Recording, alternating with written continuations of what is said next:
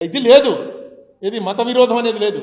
నీకు వివేకానందుడు చెప్తాడు, టాలరెన్స్ అన్న మాట అంటే మత సామరస్యం, దాన్ని టాలరెన్స్ అంటారు. టాలరెన్స్ అన్న మాటే తప్పన్నాడు.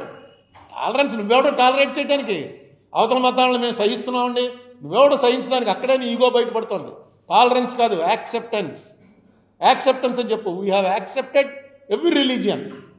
అన్ని మతాలలో ఉన్న సారాన్ని మేము ఒప్పుకున్నాం. అదే హిందుత్వం అని. హిందుత్వం అనేది ఏరియాని బట్టి వచ్చింది. మనది సనాతన ధర్మం అంటే అది అలాగా. సనాతనం అంటే అర్థం ఏంటి? పోదు, అసలు ఇన్నేళ్ళైనా పోదు, అలాగే ఉంటుంది. నిజంగా ఉంది ఇన్ని వేల సంవత్సరాల నుంచి. ఈ మధ్య ఏంటో పోయింది పోతుంది రోజు. ఈ గత 15 ఏళ్ళుగా మోడీ గారు అధికారంలోకి వచ్చినప్పటి నుంచి రోజు ఇదే గొడవ. హిందూ మతం ఇంక ఉండదండి, ఇదే ఆఖరి దీపావళి, ఇదే ఆఖరి హోలీ, ఇదే చేసుకోండి, మళ్ళీ ఉండదు, ఎవరో వచ్చేస్తారు మన మీదకి. ఎందుకు ఆ భయాన్ని ప్రజల్లోకి ఇంజెక్ట్ చేయడానికి? నెక్స్ట్ పాకిస్తాన్లో విడిపోయినప్పుడు పాకిస్తాన్ ముస్లిమ్స్ వచ్చి మన అందరినీ చంపేశారు. మన వాళ్ళందరూ పారిపోయారు. హిందువులు ఎవరికి దమ్ము లేదు, అందరూ పారిపోయారు. మన వాళ్ళని రేప్ చేశారు, మన వాళ్ళని చంపేశారు. ముస్లిమ్స్ వచ్చి గాంధీ గారు నోరు మూసి ఊరుకోండి అన్నాడు, అందరూ ఊరుకుండిపోయారు. ఇదో ప్రచారం. ఒక్కసారి స్టాటిస్టిక్స్ చూడండి, ఇప్పుడు నెట్లోనే ఉన్నాయన్నీ. పాకిస్తాన్ విడిపోయింది, ఇండియా విడిపోలా. పంజాబ్ అనే రాష్ట్రం విడిపోయింది. పంజాబ్ అనే రాష్ట్రం పాకిస్తాన్ గాను పంజాబ్ గాను ఉండిపోయింది. పంజాబ్లో ఎంతమంది ముస్లిమ్స్ మిగిలారు, విడిపోయినటువంటి పంజాబ్లో ఎంతమంది హిందువులు మిగిలారు ఒకసారి చూడండి. ఇక్కడ అసలు ఎవరో మిగల, మొత్తం చంపేశారు వీళ్ళు. అక్కడ కనీసం 4% ఉన్నారు ఇంకా. అలాగే రేప్ కేసులు, అబ్డక్టెడ్ కేసులు అన్నీ ఉన్నాయి. మీరు నెట్లోకి వెళ్తే అంటే దొరుకుతాయి. హిందువులు ఎంతమంది మిస్ అయిపోయారో, ముస్లిమ్స్ అంతమంది మిస్ అయిపోయారు. ఎందరు రేప్ చేయబడ్డారో ఇటు అంతే అయ్యాయి. అక్కడ జరిగింది ఒక భయంకరమైనటువంటి నరమేధం. పక్కవాడు ఇంటి పక్కడు కొట్టేసుకున్నారు. అది మళ్ళీ రాకూడదు అనేదే ఇండియా ఆలోచన.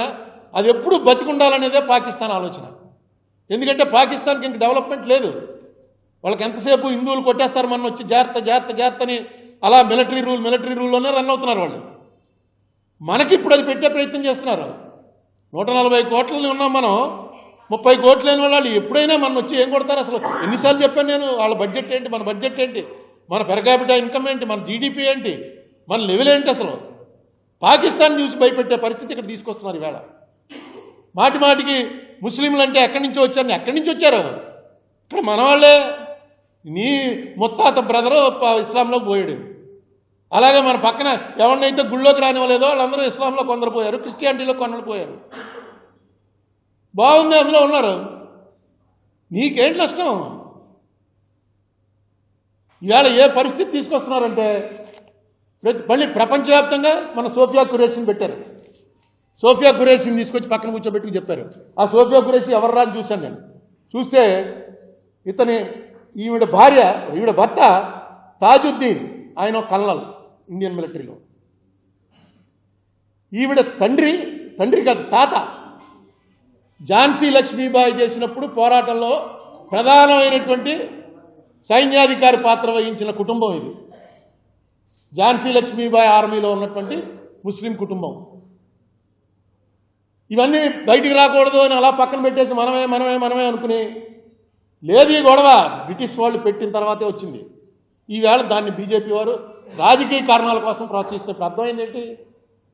మళ్ళీ ఈయన ఇండియాలో మాత్రం ముస్లిమ్స్ హిందువులు కొట్టుకోవాలి, ప్రపంచవ్యాప్తంగా మాత్రం ముస్లిమ్స్ అందరినీ ఈయన వెళ్ళి కావాలించుకుంటారు, వాళ్ళతో స్నేహం చేస్తారు. అసలు ఇండియన్ కల్చర్ ఏంటంటే ఒక్క మాట చెప్తే మీకు అర్థమైపోతుంది. ఇదేమి అనుకుని ప్లాన్ చేసింది కాదు, ఆటోమేటిక్గా జరిగింది. బంగ్లాదేశ్ని విడిపోయింది పాకిస్తాన్ నుంచి. మెయిన్ పాత్ర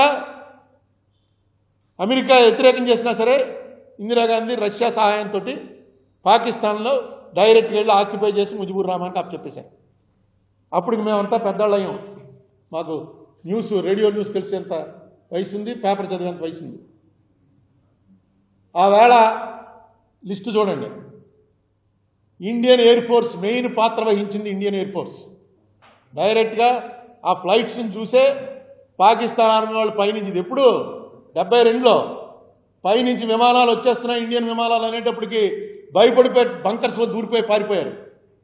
ఆ మొత్తం ఆపరేషన్ రన్ చేసినటువంటి ఎయిర్ ఫోర్స్కి ఇండియన్ ఎయిర్ ఫోర్స్ కమాండర్ పేరు ఇద్రిస్ హసన్ లతీఫ్. అదొక ముస్లిం అతను. బంగ్లాదేశ్ అనేటువంటి పాకిస్తాన్ అనేటువంటి ముస్లిం కంట్రీలో భాగమైనటువంటి బంగ్లాదేశ్ అనే దాన్ని విడదీయటంలో ప్రధాన పాత్ర, ఆ దేశాన్ని ఏర్పరచడంలో ప్రధాన పాత్ర వహించిన ఒక ఇండియన్ ముస్లిము ఇద్రిస్ హసన్ లతీఫ్ అతని పేరు. అక్కడితో అయిపోలేదు. ఆర్మీ కమాండర్ ఎవడు మనందరికీ తెలుసు, మానెక్ షా. మానెక్ షా అంటే పార్సీ. పార్సీస్ అంటే ఇండియన్స్ కాదు వాళ్ళు, హిందూస్ కాదు వాళ్ళు. పార్సీలు అంటే ఇరాన్ నుంచి పారిపోయి వచ్చిన వాళ్ళు. ఎవరైతే అక్కడ సంతకం పెట్టాడో అవి ఫోటోలు కూడా చాలా మనం చూస్తూనే ఉంటాం. పాకిస్తాన్ వాడిని ఎలా కూర్చోబెట్టారు, ఇండియా తరఫున ఒకడు కూర్చున్నాడు, ఇద్దరు సంతకాలు పెట్టి లొంగిపోతున్నాం అని సంతకం పెట్టాడు పాకిస్తాన్ వాడు. మనకి మేము ఒప్పుకుంటున్నాం అని మనవాడి సంతకం పెట్టాడు. మనవాడి పేరేంటి?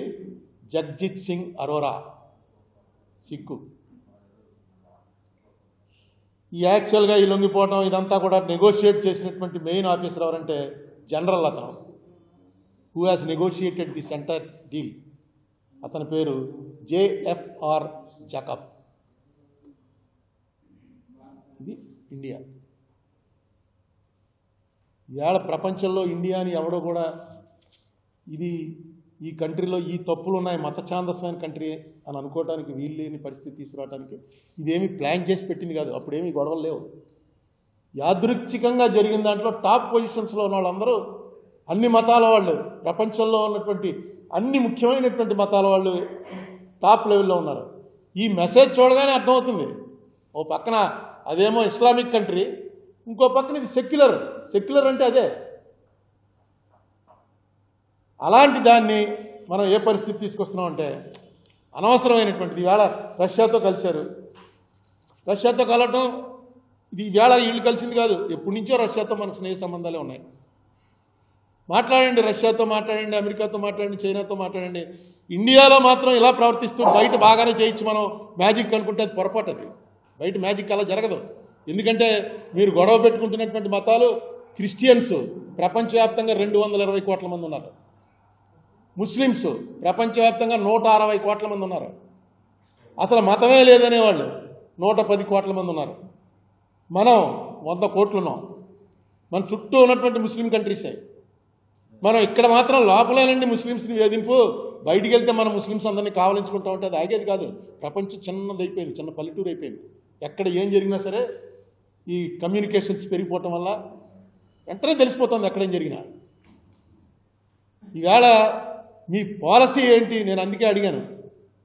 ఈ ఆర్ఎస్ఎస్ 100 సంవత్సరాలు అయిందని మొన్న డైరెక్ట్గా మోడీ గారు వచ్చి ఆర్ఎస్ఎస్ లాంటి అతి గొప్ప ఆర్గనైజేషన్ లేదు అని చెప్పి ఎర్రకోట మీద నుంచి ఆగస్టు 15 స్పీచ్ నాటి చెప్పాడు. ఏ ఆర్ఎస్ఎస్ అయితే పటేల్ గారి చేత నిషేధించబడిందో ఆ పటేల్ని మా లీడర్ అని చెప్తారు వాళ్ళు. వాళ్ళకి సొంతంగా చెప్పుకోవడానికి లీడర్స్ లేరు. కాంగ్రెస్ తోటి ఎవరెవరు డిఫర్ అయ్యారో వాళ్ళందరూ కూడా వాళ్ళ లీడర్స్ అయిపోయారు. పటేల్ అయితే డైరెక్ట్గా ఉత్తరం రాశాడు గోల్వాల్కర్కి జైల్లో ఉంటే, మమ్మల్ని మీరు ఏం చెప్తే అది వింటాం, మా మీద నిషేధం ఎత్తి మమ్మల్ని జైలు నుంచి విడుదల చేయండి అని గోల్వాల్కర్ రాస్తే పటేల్ ఏమన్నాడంటే మీరు అందరూ వచ్చి కాంగ్రెస్లో విలీనం అయిపోతామంటే మిమ్మల్ని విడుదల చేస్తామన్నాడు. ఇవాళ వాళ్ళకి ఆయనే ఆది గురువు అయిపోయాడు.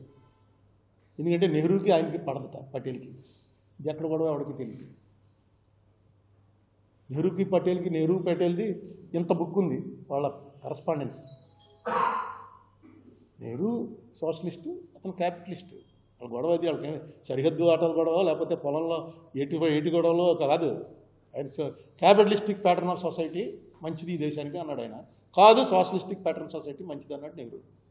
దాని మీద ఇప్పుడు ఓపెన్గా మీటింగ్లోనే జరిగేవి.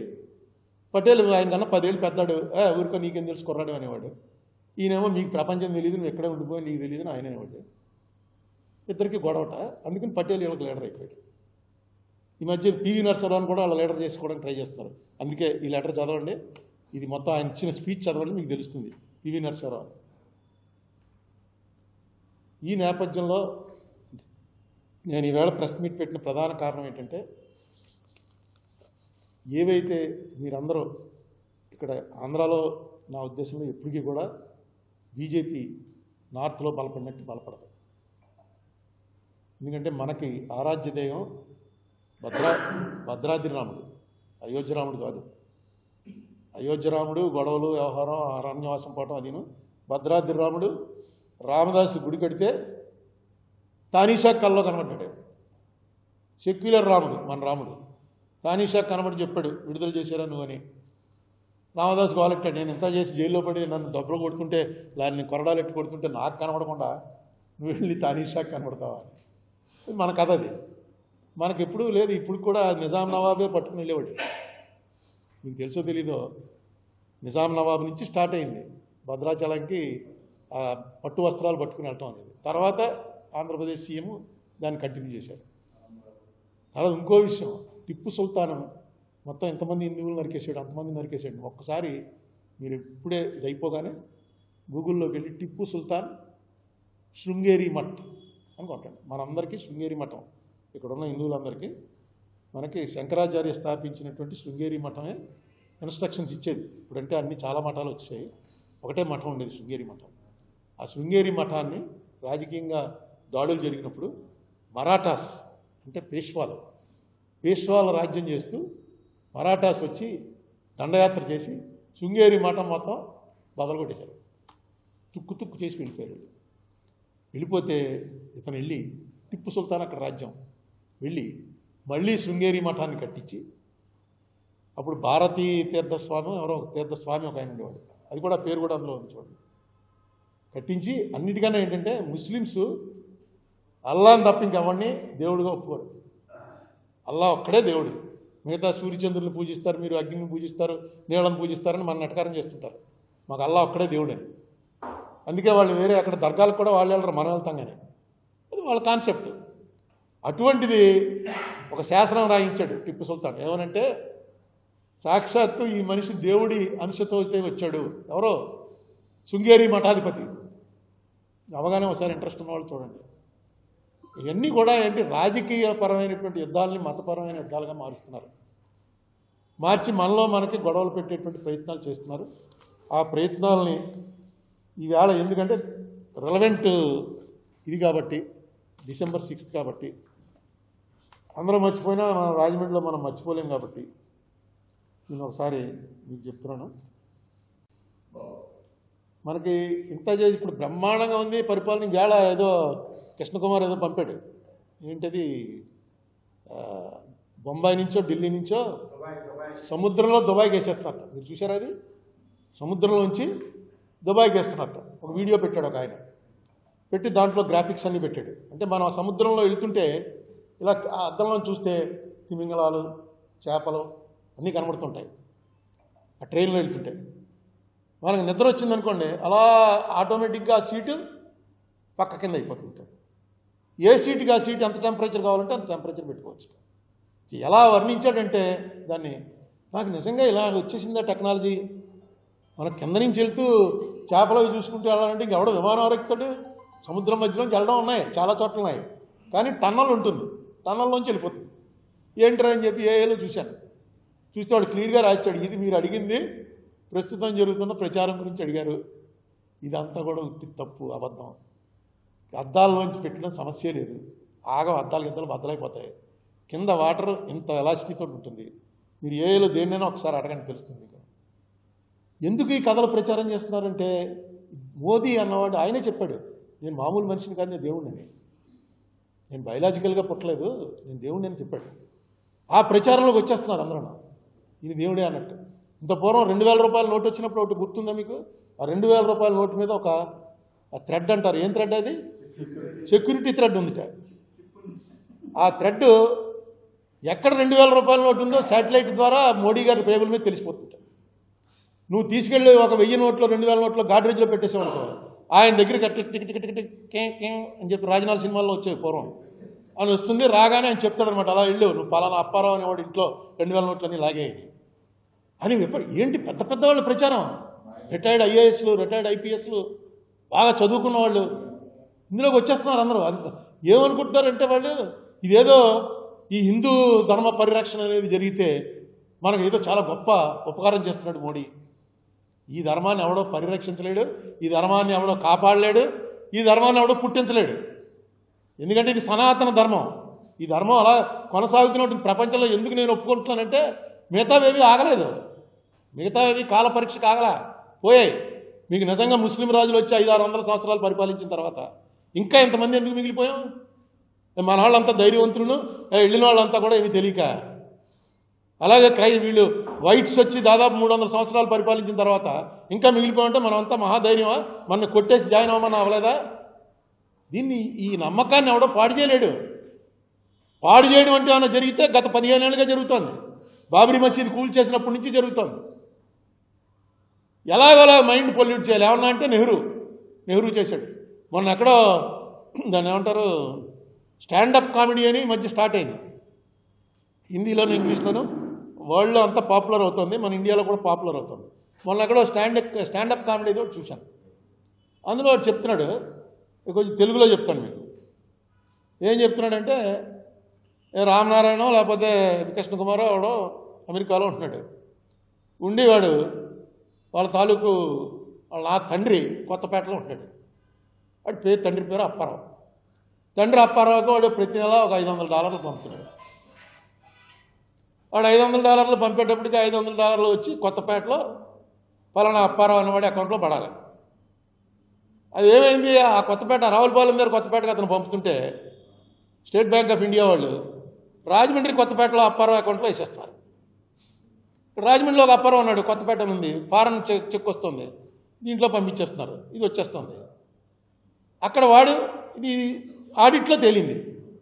ఇదేంటి ఈ చెక్కులన్నీ కూడా పలానా కొత్తపేట అప్పారావు అంటే ఈ అప్పారావు కాదు, వీడు తీసేసుకుంటున్నాడు. వాడేం మాట్లాడట్లేదు. కంప్లైంట్ పెట్టాలి కదా, ఇదేంటంటే నా డబ్బులన్నీ నాకు రావట్లేదు, మా అబ్బాయి పంపుతున్నాడని. ఏం చేశారంటే ఆడిట్ వాళ్ళు వచ్చారు. ఆడిట్ వాళ్ళు వచ్చి అసలు అడుగుదామని ఈ కొత్తపేట వాడిని, రాజమండ్రి కొత్తపేట వాడిని పిలిచారు. పిలిచి ఏమయ్యా నీకు డబ్బులు ఎక్కడి నుంచి వస్తున్నాయి? నాకు వస్తున్నాయి కదండి అని. అదేనే నీకు ఎక్కడి నుంచి వస్తున్నాయో తెలియకుండా ఎలా వాడేసుకుంటున్నావు అంటే, మోడీ గారు 15 లక్షలు వేస్తున్నారు కదండి, అది ఏమన్నా దఫదఫాలుగా వేస్తున్నారు. వాడేం మోసం కాదు, ఇన్నోసెంట్గా చెప్పాడు. దఫదఫాలుగా ఎక్కడికో తెలియకుండా నా దాంట్లో ప్రతి నెల డబ్బులు పడుతుంటే ఏమనుకుంటామండి? నాకు తెలిసి మోడీ గారు మాత్రం వేస్తున్నారు, అది దఫదఫాలుగా వేస్తున్నారు అనుకుంటాను. అమ్మ మరి ఆడిని అడగండి అన్నారు. వాడిని అడిగారు, ఏమయ్యా నీకు నీ కొడుకు పంపుతున్నాడు ప్రతి నెల వస్తున్నాయి, నీ దాంట్లో రాకుండా పోతున్నా నీ కొడుకు నీకు చెప్తున్నాడు నీకు పంపాను అని, నువ్వు తీసుకోవట్లేదు, ఏంటి విషయం? వాడు అన్నాడు, నెహ్రూ అని ఎవడో ఉండేవాటంటే ఆడు కొట్టేస్తున్నాడేమో అని అనుమానం నాకు. మళ్ళీ మా అబ్బాయికి చెప్పాను అనుకోండి, ఎందుకు అతను మనసు పాడు చేసుకుంటాడు, ఇది ఏదో తేలుతుంది, మోడీ ఒప్పుకుంటాడండి, ఏదో రోజున తేలుతుంది. నేను మోడీకి ఉత్తరం కూడా రాశాను, నా బ్యాంక్ అకౌంట్లో డబ్బులు నెహ్రూ కొట్టేస్తున్నాడు, దీని సంగతి కూడా నువ్వు ఎప్పుడో దీన్ని తేల్చాలి రాశాను. అంటే నమ్మకం. ఆయన 15 లక్షల రూపాయలు ఇచ్చారన్నది ఈయన తీసుకుంటున్నాడు అనుకుంటున్నాడు. ఈయన నిజంగా నెహ్రూ గారు దోపిడీ చేస్తున్నాడేమో, అతను దోపిడీ దొంగ కదా. మన మోడీ గారి లెక్క ప్రకారం ఈ ప్రపంచంలో అత్యంత దుర్మార్గుడు ఎవడంటే నెహ్రూ. ఆయన లెక్కది 10 ఏళ్ళు జైల్లో ఎందుకున్నాడంటే, ఏవో జేబులు కొట్టేసి ఏవో చేసి 10 ఏళ్ళు జైల్లో ఉన్నాడు. ఆస్తులన్నీ ఎందుకు ఇచ్చేశాడు ఈ దేశానికంటే, ఏదో దాని వెనకాల స్వార్థం ఏదో ఉండి దేశానికి ఇచ్చేశాడు. నెహ్రూని ఎప్పుడైతే దుర్మార్గుడని అన్నాడో వాడికి చరిత్ర తెలియదనమాట. దాన్ని అంగీకరిస్తున్నాం అంటే మనం కూడా చరిత్ర తప్పుదోవ పట్టించడానికి రెడీ అయిపోతున్నాం. ముఖ్యంగా నేను అడ్రస్ చేస్తున్నది చదువుకున్న వాళ్ళు, ఉన్నత స్థానాల్లో ఉన్నవాళ్ళు. ఒకసారి ఆలోచించండి. ఇదే ఏదో బుక్లు వీళ్ళకి ఆర్ఎస్ఎస్ 100 ఏళ్ళు అని చెప్పేసి అని చెప్పాడే, ఆర్ఎస్ఎస్ 100 ఏళ్ళు నిండిందని. ఆర్ఎస్ఎస్ ఫిలాసఫీ ఏంటండి? ఆర్ఎస్ఎస్ ఫిలాసఫీ ఇది గురూజీ గోల్వాల్కర్. గురూజీ గోల్వాల్కర్ రాసినటువంటి ఇంగ్లీష్లో ట్రాన్స్లేట్ చేశారు బంచ్ ఆఫ్ థాట్స్. దీన్ని వాళ్ళు ఖురాను, బైబిల్, భగవద్గీతను ఎలా ట్రీట్ చేస్తారో అలా ట్రీట్ చేస్తారు. దీనికి తెలుగు ట్రాన్స్లేషను పాంచజన్యం. ఇది కూడా రిలీజ్ అయింది 72లో 73లో వచ్చింది. నేను అంతకుముందు ఆర్ఎస్ఎస్కి వెళ్ళేవాడిని. ఈ పుస్తకం చదివాక నేను మానేశాను. ఈ పుస్తకంలో ఎందుకంటే ఆయన ఏమి తప్పుగా ఏమి రాయలేదు, ఆయన ఆలోచనలు రాశాడు. ఆయన ఆలోచనలు ఈ దేశానికి సూట్ కావు అనేది ముఖ్యంగా ఏంటంటే, ఆయన ఆలోచనలు ఈ దేశానికి సూట్ కావు అనుకున్నది. ఈ దేశంలో దేశద్రోహులు ఎవరంటే సోషలిస్టులు, క్రిస్టియన్స్, ముస్లిమ్స్. ఈ ముగ్గురు కూడా అంతర్గత శత్రువులు. వీళ్ళని ఈ దేశంలో ఉండనివ్వడానికి వీళ్ళు పోయినప్పుడే దేశం బాగుపడుతుందని రాశాడు. దాన్ని నేను అంగీకరించను. ఎందుకంటే క్రిస్టియన్స్ ముస్లిమ్స్ అందరూ మన వాళ్ళు, మన బ్రదర్స్, మన జీన్స్. జెనెటిక్ టెస్ట్ చేయండి, మన జీన్స్ తోటే ఉన్నారు వాళ్ళను. వేరే దేవుణ్ణి పూజించినంత మాత్రాన వాళ్ళు వేరే అయిపోతే కానీ ఈ దేశం బాగుపడదు అన్నటువంటి కాన్సెప్టే తప్పు అనిపించింది మాట. మీకు తప్పు అనిపించట్లేదు, మీకు అనిపించట్లేదు, వేరే విషయం అది. కానీ మెజారిటీ జనాలను ఆకర్షించేటువంటి ప్రయత్నం చేసినప్పుడు నిజంగా ఒక సనాతన ధర్మాన్ని ఫాలో అయ్యేటువంటి వ్యక్తిగా మీరు ఆలోచించండి. ఇది ఫ్యాక్టా ఇది. తర్వాత మనందరికీ తెలుసున్న విషయం ఏంటి, అలెగ్జాండర్ దండయాత్రకు వచ్చాడు ఇండియా మీదకి. విశ్వవిజేత అలెగ్జాండర్ కథ మనందరికీ తెలుసు కదా. వచ్చేటప్పటికి పోరస్ అనేవాడు అక్కడ అడ్డుకున్నాడు, ఇద్దరికి యుద్ధం జరిగింది. పోరస్ ఓడిపోయాడు. ఓడిపోతే అలెగ్జాండర్ పోరస్ ధైర్య సాహసాలు చూసి లేదు నువ్వే రాజుగా ఉండిపో ఒక మాట అన్నట్టు. అది మరి ఎంతమటుకు ఇవన్నీ మనం చూసినవి కాదు, ఎప్పుడో క్రీస్తు పూర్వం వ్యవహారాలు. ప్రపంచంలో జరిగినటువంటి దీని మీద జరిగినటువంటి డిస్కషన్లో బయటకు వచ్చింది ఏంటంటే, పోరస్ అన్నవాడిని పట్టుకుని నిన్ను ఏం చేయాలని అడిగితే అలెగ్జాండర్ ఏం చేస్తావు, తోటి రాజు కింద చూడు నన్ను, చూస్తే లేకపోతే చంపేయనంట. చూస్తే నాకు సింహాసనం ఇచ్చి నన్ను కూడా రాజు కింద మాట్లాడలేక చంపేయనంట. అంటే అలెగ్జాండర్ ఏమి ధైర్యం రావిడదని చెప్పి నీ రాజ్యం నువ్వే ఎక్కువ అన్నట్టు అని మనం కథ. ఈయన ఏం చెప్తాడంటే, మన దేశంలో పర్వతరాజుల తాకిడి తట్టుకోలేక అలెగ్జాండర్ పారిపోతుంటే ఒక భారతీయ వీరుడి ప్రాణాంతకమైన చావు దెబ్బ నుంచి తప్పించుకోలేక వేరొక మార్గాన్ని వెళ్ళబోయి ఇరాన్ దగ్గర మరణించాడు. మన వాళ్ళు చాలా గొప్పవాళ్ళని మనం అనుకోవటంలో తప్పేం లేదు, చాలామంది అనుకుంటాం. కానీ ప్రపంచంలో ఒక చరిత్ర దీంట్లో ఉన్నప్పుడు ఆ చరిత్ర కాదండి మాది. యాక్చువల్గా అలా ఎవరికీ తెలియదు, అలెగ్జాండర్ని మావాడు కొట్టితే చావు దెబ్బ దగ్గర పారిపోతే రక్తం కట్టి చచ్చిపోయాడు, అది ఫ్యాక్ట్ అని రాశాడు. అసలు దీంట్లో రెలవెన్సీ లేదు అసలు.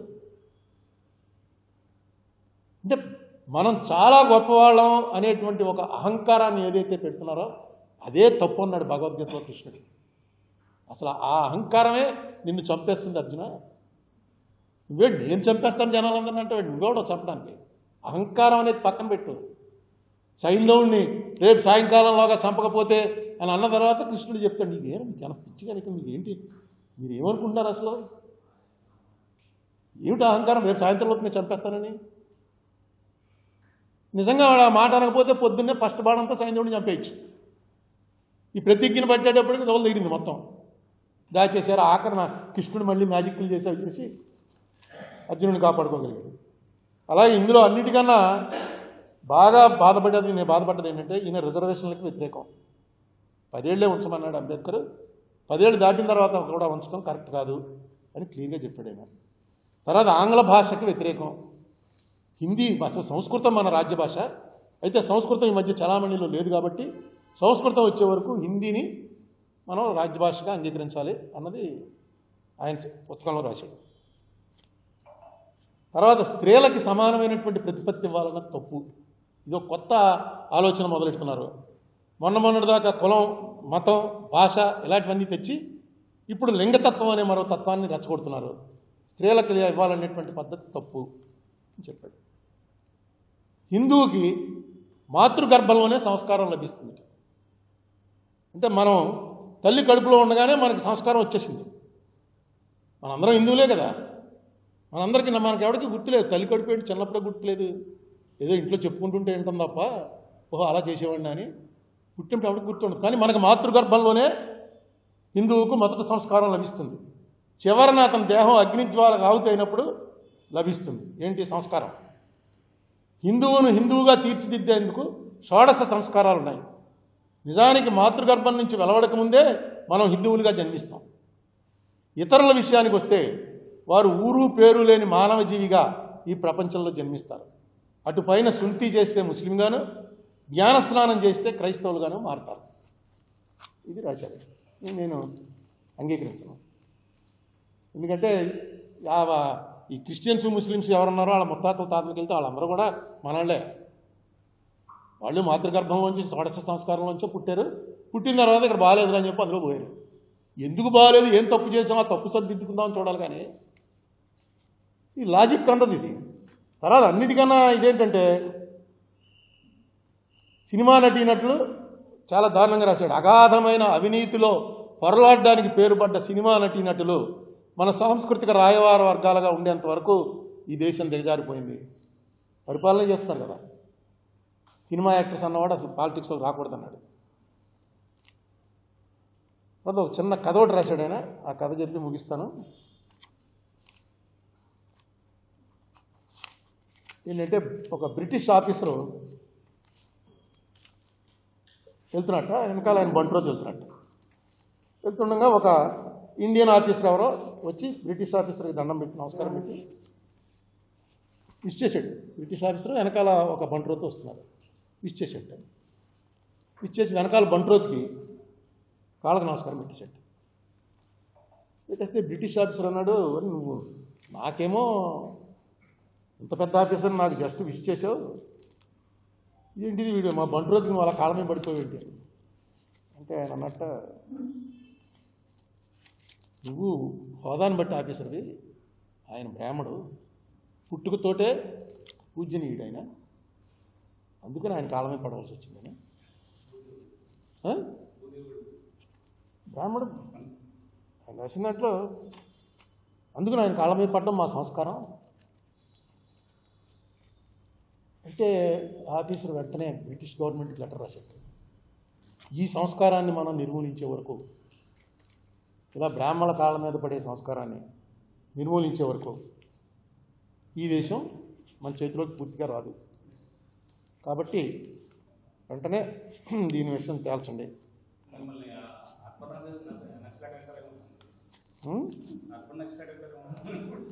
ఏమన్నా అసలు కాదు, మనకి ఎక్కడికి తీసుకుపోదామని ఆడవాళ్ళకి సమానత్వం తప్పుట, రిజర్వేషన్లు తప్పుట, బ్రాహ్మణ కాళ్ళకి నమస్కారం పెట్టాలట. పోనీ ఆ బ్రాహ్మణ అవడం మహాపండితుడు అనుకోండి, బ్రాహ్మణమని అవడమని కాళ్ళకి నమస్కారం పెడతాం. బంట్రోజు చేస్తున్నాడు అతను, బంట్రోజు పనిచేసే పరిస్థితిలో ఉన్నాడు. ఎప్పుడైతే ఉద్యోగంలో చేరావో నువ్వు వైదిక ధర్మం కాదు అది ఉద్యోగంలో చేరటం. బ్రాహ్మడు అంటే శమ తమస్ తపస్ శౌచం శాంతిరాజ్యమేవచ జ్ఞాన విజ్ఞానం ఆస్తిక్యం బ్రాహ్మం కర్మస్వభావచం. నీ జీవితం అంతా కూడా నువ్వు జ్ఞాన సముపార్జనలోనే ఉండాలి. తిండి తింటున్నావా లేదా అని. అందుకే బ్రాహ్మణుల జాతిగా చూసుకో, బ్రాహ్మణుల జాతిగా చూసుకోని రాజులకు ఎందుకు చెప్పారంటే వాడు తిండి కూడా తిండు. నేనైతే అలాంటి బ్రాహ్మణులు చూడలేదు, ఎవరైనా ఉన్నారేమో నాకు తెలియదు. మేమంతా కులానికి బ్రాహ్మణ కులంలో పుట్టాం.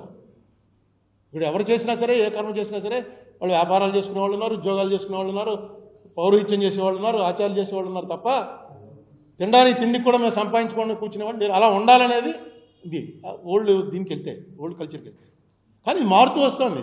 ఈ ధర్మంలో ఉన్న గొప్పతనం ఏంటంటే ఇది ఒకప్పుడు సతీసాగమనం అనేది కంపల్సరీ. శివాజీ గారి భార్య సతీసాగమనం చేసింది. రుక్మిణి, కృష్ణుడి భార్య రుక్మిణి సతీసాగమనం చేసింది. సతీసాగమనం చేసి తీరాలి కొన్ని వారియర్ క్లాసుల్లో. పోయింది అది. ఈవేళ అది ఎవడన్నా సతీసాగమనం అంటే చీ అంటున్నాం.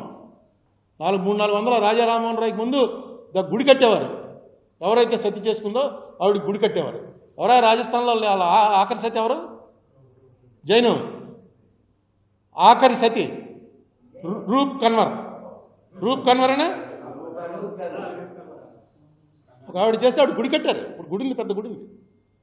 ఎక్కడ ఇప్పుడు మనం అభివృద్ధి, మన గొప్పతనం ఏంటంటే ఇస్రోలో చంద్రమండలం మీదకి ర్యాకెట్ విసిరేవాడు.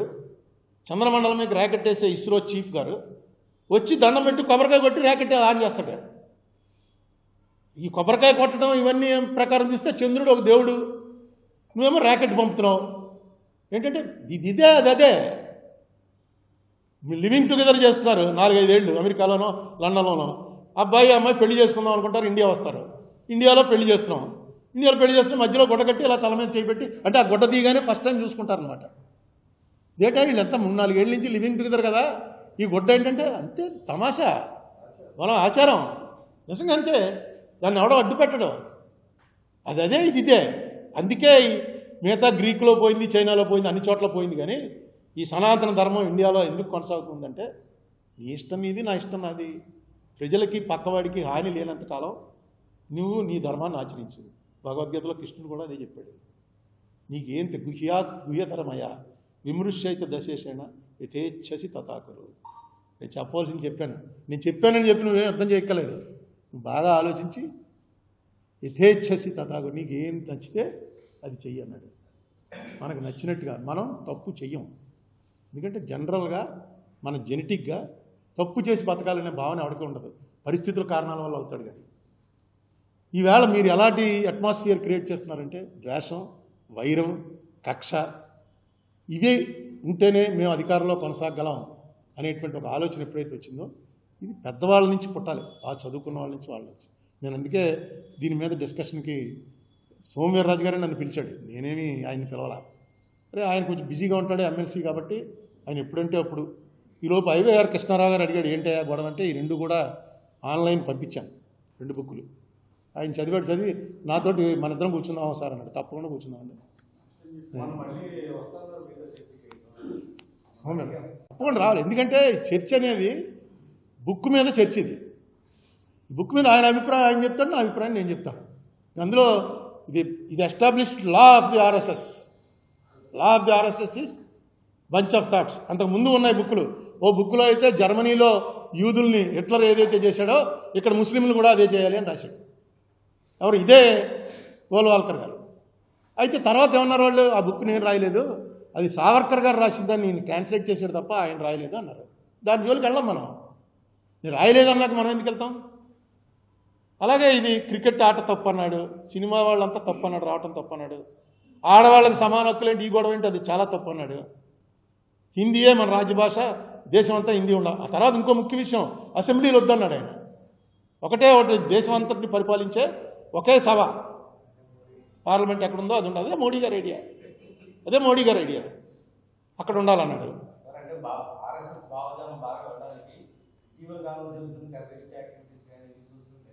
అది జనాల్లో చర్చించుకోవడానికి ఎక్కువ అవకాశం ఉంది. ఇక్కడ ఇండియన్స్ గా ఉన్న ముస్లిమ్స్ కొంతమంది బాంబు పేమెంట్స్ పాల్పడుతుంది. ఇవి వేరే రకంగా స్ప్రెడ్ చేయడానికి ఖచ్చితంగా టెర్రరిస్టులు ఎవడన్నా సరే వాడిని కాల్చిపారేయాలి, అందులో అనుమానం లేదు. టెర్రరిజం అనే ద్వారా చేద్దాం, వాడు కూడా చావటానికి సిద్ధపడే ఇందులోకి వస్తాడు. దీన్ని ఎప్పుడు అరికట్టగలం అంటే మనం అందులో రిక్రూట్మెంట్ అరికట్టాలంటే భయం రావాలి. టెర్రరిజం అరికట్టడానికి అంతకన్నా ఏం లేదు. నీకు భగవాన్ కృష్ణుడే చెప్పాడు ఏమని, తన ప్రాణాలు పోయినా పర్వాలేదు అనుకుని యుద్ధంలో దిగిన వాడితోటి సాక్షాత్తు నువ్వు కానీ నేను కానీ ఇంద్రుడు కానీ ఎవడో జయించలేమన్నాడు. తన ప్రాణాలు పోవాలని రావటమే టెర్రరిస్ట్. ఇదే మాట మహాభారతంలో ఉంది. కెనడీ చెప్పాడు.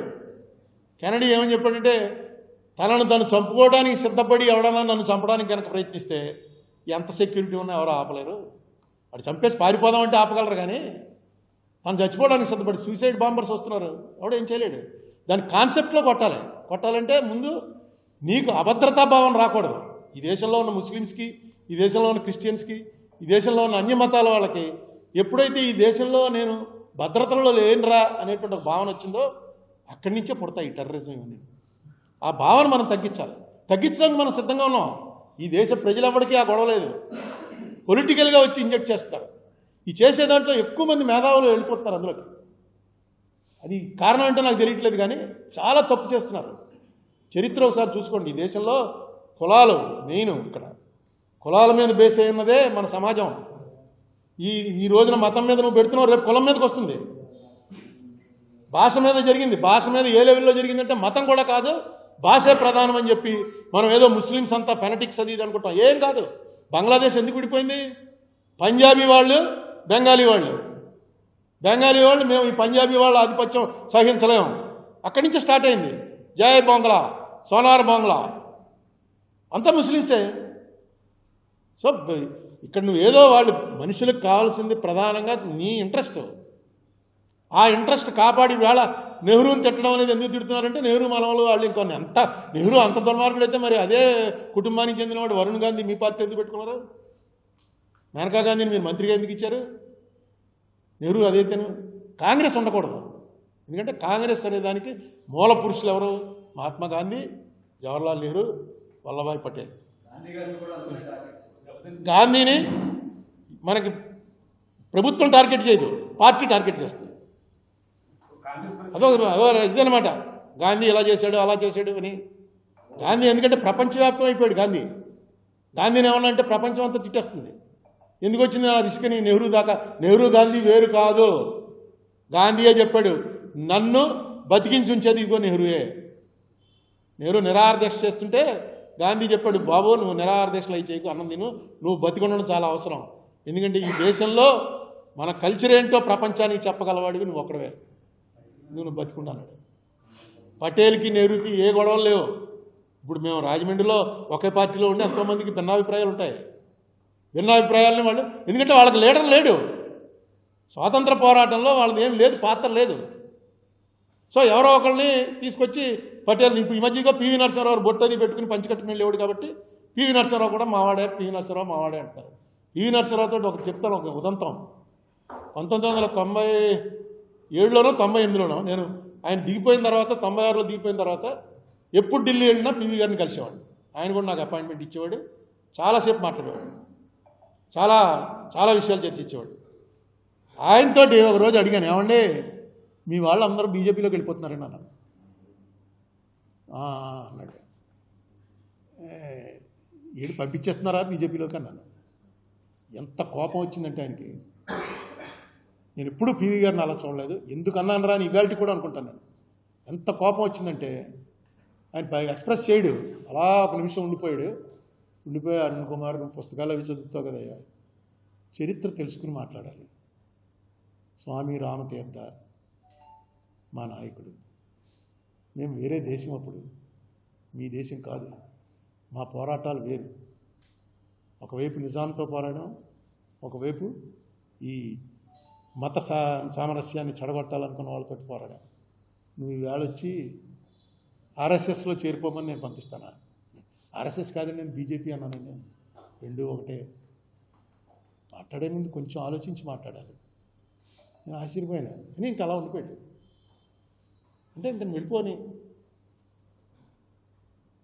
ఈవేళ ఆయన కూడా మహా గొప్ప ఆర్ఎస్ఎస్ వాడు అనే పరిస్థితిలోకి వచ్చేసారు. ఇది చదవండి, తెలుస్తుంది మీకు. ఇది ఒకసారి చదివితే ఆయన ఏమి ఇచ్చాడు పార్లమెంట్లో. ఇంతకన్నా ద్రోహం, తల్లి కొడుకుని చంపేయడం అలాగో అలా బాబ్రీ మసీద్ కూల్చేశారు. ఆయన అన్న మాటలు, బాబ్రీ మసీద్ కూల్చేయడానికి పెద్ద ఊరేగింపు పక్కలా, టెన్నిస్ బాల్ సైజు బాంబు ఒక 100 మీటర్ల నుంచి ఇసిరితే పేలిపోతుంది. కానీ వాళ్ళు పేల్చేసింది బాబ్రీ మసీద్ని కాదు, ఈ దేశపు రాజ్యాంగానికి ఉన్న పునాదుల్ని పేల్చేశారు, నమ్మక ద్రోహం చేశారు. అది చదవండి, తెలుస్తుంది. Thank you. మార్గదర్శిది ఆయన చనిపోయారు కాబట్టి క్రిమినల్ కేసుని ఎబేట్ చేస్తున్నామని తెలంగాణ హైకోర్టు వారు ఇచ్చారు. ఎందుకు ఇచ్చారంటే ఆ జడ్జిమెంట్లో ఏం రాశారంటే, 2 రాష్ట్ర ప్రభుత్వాలు ప్రాసిక్యూట్ చేయడానికి అంగీకరించట్లేదు, ఆయన కుటుంబ సభ్యులు అందరూ కలిసే వ్యాపారం చేశారని ఇంత క్లియర్గా సాక్ష్యం ఉన్నప్పటికీ 2 రాష్ట్ర ప్రభుత్వాలు కూడా మేము ప్రాసిక్యూట్ చేయమంటున్నాయి. ఈ పరిస్థితుల్లో అసలు మనిషి చనిపోయాడు కాబట్టి మేము ఎబేట్ చేస్తున్నాం అన్నారు. రిజర్వ్ బ్యాంక్ వాళ్ళు గట్టిగా అబ్జెక్ట్ చేశారు. వాళ్ళు వేస్తారేమో అని చూశాను, టైం అయిపోయింది, వాళ్ళు వేయలేదు. ఈ మధ్యనే సీఎం చంద్రబాబు నాయుడు గారికి, రేవంత్ రెడ్డి గారికి, గవర్నర్ రిజర్వ్ బ్యాంక్కి, ముగ్గురికి ఉత్తరాలు రాశాను. ఇది చాలా బ్యాడ్ ప్రెసిడెంట్ చరిత్రలో లిఖించబడుతుంది. ఈ కేసుని ప్రెసిడెంట్గా తీసుకుని చనిపోయినటువంటి వారి కుటుంబం చేసినటువంటి ఆర్థిక నేరాలన్నింటినీ కూడా same Ramoji Rao versus Andhra Pradesh case ప్రకారం మాది కూడా కేసు కొట్టేయండి అని కొట్టించేసుకునే ప్రమాదాలు వస్తాయి. అందుకని మీరు విచారణ జరిపించండి. ఆయన చనిపోతే ఆయన కుటుంబ కొడుకు వచ్చి వేశాడు, ఆయన నేనే ఇక్కడి నుంచి కర్తనని, అది కొనసాగించండి అని చెప్పి రాశాను. దాని మీద ఏమన్నా రిప్లై వస్తుందేమో చూస్తాను. మా రమేష్ ఆల్రెడీ దాని కాపీ మా రమేష్ కూడా పంపాను, అల్లంకి రమేష్ మా అడ్వకేట్కి దాని కాపీ పంపాను. ఆయన కూడా కరెక్ట్ ప్రొసీజర్ చేశారు మీరని చెప్పాడు. ఉత్తరాలు రిలీజ్ చేస్తాను, మళ్ళీ దానికి ఉత్తరం రిలీజ్ చేయడానికి ఏముంది పెద్ద, చేయమంటే మీకు కావాలంటే పంపిస్తాను.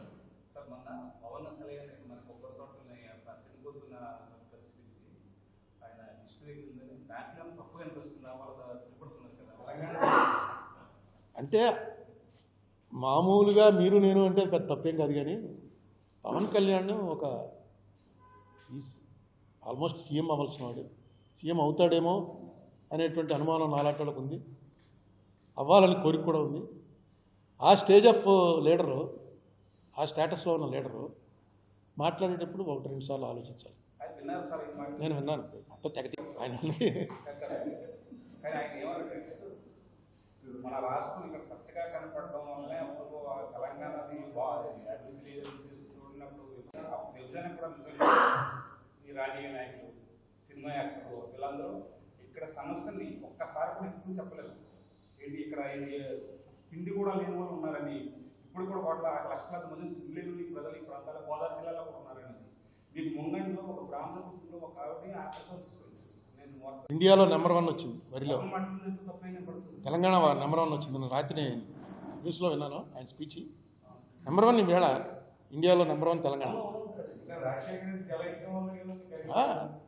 ఏదైనా కాంగ్రెస్ టైంలో జరిగినవేనండి.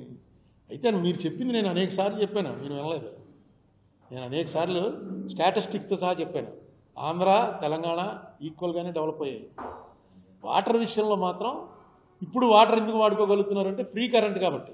లేకపోతే ఎప్పుడు కూడా అగ్రికల్చరల్గా ఆంధ్రాకి డౌన్ కాబట్టి వచ్చి నీళ్లు పడిపోతుంటాయి మనకి, వాళ్ళు తోడుకోవాలి. ఆ డిఫరెన్స్ ఎప్పుడు ఉంది, వాళ్ళకి ఆ ఇబ్బంది ఎప్పుడు ఉంది. ఇప్పుడు తోడేసుకుంటున్నారు ఎందుకంటే ఫ్రీ కరెంట్ గవర్నమెంటే భరిస్తుంది కాబట్టి. కానీ ఎకనామిక్స్ చూసుకుంటే అది కూడా తప్పేవాళ్ళు. అక్కడ ఇండస్ట్రియల్గానే డెవలప్ అవ్వాలి. నెక్స్ట్ మనకేంటంటే ఇప్పుడు చంద్రబాబు నాయుడు గారు ఎంత డెవలప్, అన్ని అమెరికా నుంచి వచ్చేస్తుంది, అక్కడి నుంచి వచ్చేస్తున్నాయి డబ్బులు, గూగుల్లో వచ్చేసింది, ఆదాని వచ్చేసాడు, అందరూ వచ్చేస్తున్నారు. ఇంత బాగా మీరెందుకు రారు? మీ హెడ్ ఆఫీసు ఇంకా హైదరాబాద్లోనే ఉంది. మీ హెరిటేజ్ హెడ్ ఆఫీస్ తీసుకొచ్చి అమరావతిలో పెట్టండి. ముందు పెడితే ఏంటి, మనకేంటి ప్రయోజనం? ఆ ట్యాక్స్ ఇది మనకు వస్తుంది. ఇన్కమ్ ట్యాక్స్, కార్పొరేట్ ట్యాక్స్ ఏదైతే కలెక్షన్ అవుతుందో, ఏ స్టేట్ నుంచి కలెక్షన్ అయితే ఆ స్టేట్ అకౌంట్లో పడుతుంది. అలాగే జగన్మోహన్ రెడ్డి, భారతీ సిమెంట్స్, సాక్షి, అతనికి వ్యాపారాలు అన్నీ హైదరాబాద్లోనే ఉన్నాయి. ఇక్కడికి రారు. సినీ పరిశ్రమ సరే అది ప్రైవేటు, వాళ్ళని మనం అడగలేం, వాళ్ళకి ఇష్టమైతే చేస్తారు. అది వీళ్ళిద్దరు ముఖ్యమంత్రులను ఇద్దరు కూడా స్టేట్ డెవలప్మెంట్ కోసం. అందులో చంద్రబాబు నాయుడు గారు ప్రధానంగా. ఈయన ఎప్పుడు 15 ఏళ్లలో మనం ఈయనకి నిజంగా తెచ్చినవన్నీ లెక్కేసుకుంటే ప్రపంచంలో ఉన్న ఇండస్ట్రీలన్నీ ఆంధ్రాలోనే ఉండాలి. ఆంధ్రప్రదేశ్ ఉండండి, ఆంధ్ర ఉండండి, అన్నీ ప్రతిసారి పెడతారు. ఇన్ని కోట్లు వచ్చాయని చెప్తూ ఉంటారు. అదే మొట్టమొదట మనం వచ్చి అప్పుడు మీరు కూడా రండి అని పిలవాలి. ఏమండి అమరావతి అనేది అసలు నేను బుక్ కూడా రాశానుగా, అమరావతి అని బుక్ కూడా రాశాను. నాకు అర్థం అవ్వట్లేదు నిజంగా.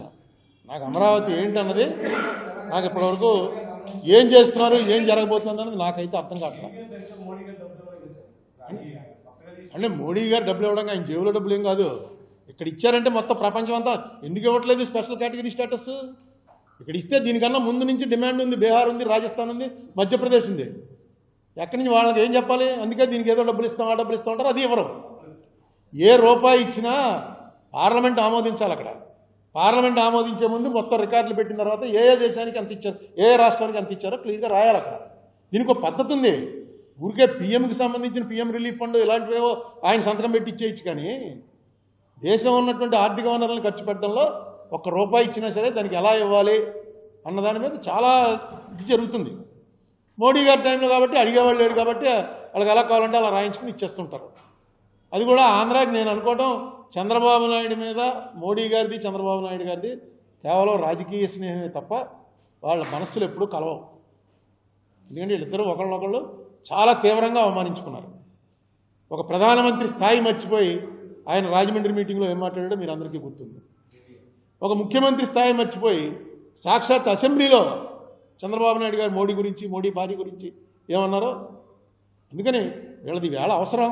ఈవేళ జగన్ కొట్టాలంటే కలవాలనుకున్నారు, కలిశారు, కొట్టారు.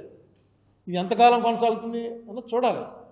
అంతే తప్ప మోడీ గారు ఏదో ప్రత్యేక సాయం చంద్రబాబు మీద ప్రేమ కొద్దీ చేయరు.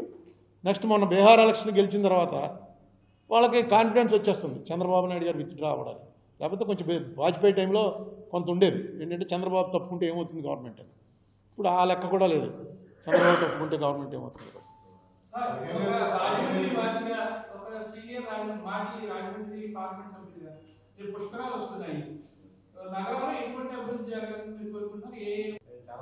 అదే నాకు నిజంగా అక్కడ వాళ్ళు అక్కడ కృష్ణా జిల్లా వాళ్ళు కాబట్టి శోభనాద్రీశ్వర వారికి వాళ్ళకి నాకన్నా ఎక్కువ తెలుస్తుంది. నాకైతే అసలు ఇప్పటికి ఏం అర్థం అవ్వట్లేదు. ఎందుకు ఇంకా భూమి ఉన్న భూమిని ఏం ఉన్న భూమి ఇంకా ఫ్లాట్స్ ఇవ్వలేదు. ఫ్లాట్స్ ఇవ్వాలి.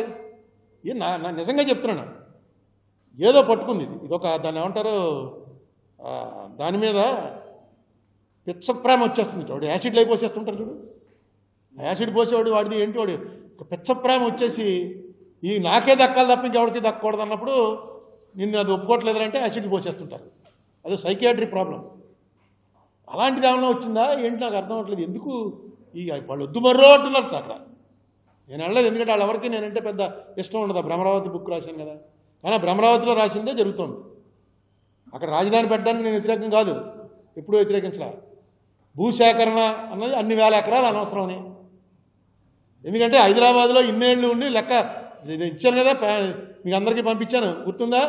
హైదరాబాద్లో ఇప్పటి వరకు ఎమ్మెల్యేలకి, ఎంపీలకి, ఐఏఎస్ వాళ్ళకి, ఐపీఎస్ వాళ్ళకి అందరికీ ఇళ్ల స్థలాలు, ఎన్జిఓలకి అనేక హౌసింగ్ స్కీములు పెట్టి ఇళ్ల స్థలాలు ఇచ్చి అన్ని ఆఫీసులు హైదరాబాద్లో పెట్టి మొత్తం అంతా ఎంత అయిందిరా అంటే 2250 ఎకరాలు.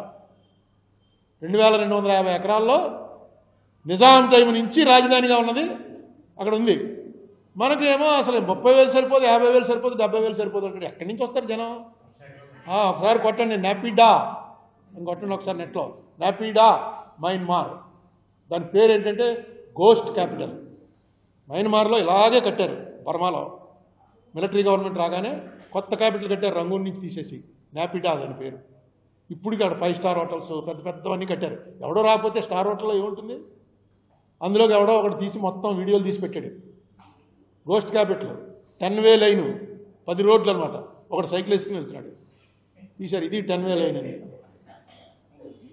జనం లేకుండా ఏముంటుందండి? అన్నింటికి మెయిన్ కావాల్సింది జనం. ఎక్కడి నుంచి వస్తారు జనం? మీకు 50,000 ఎకరాల్లో వచ్చి జనం ఉండాలంటే ఎంతమంది ఉండాలి? కనీసం మినిమం టు బిగిన్ విత్ ఒక 20 లక్షల మంది ఉండాలి. మనకి 20 లక్షల మంది ఉన్న సిటీయే లేదు ఆంధ్రాలో. ఒక సిటీ తీసుకెళ్ళి అక్కడ పెడతావా? పెంచుకుంటూ వెళ్ళాలి. నగర నిర్మాణం అంటే నగరాన్ని పెంచుకుంటూ, పల్లెటూరు పట్టణం అవుతుంది, పట్టణం నగరం అవుతుంది. ఇక నగరం కట్టేయడానికి జనం ఎక్కడి నుంచి వస్తారు? ఏమో చూద్దాం.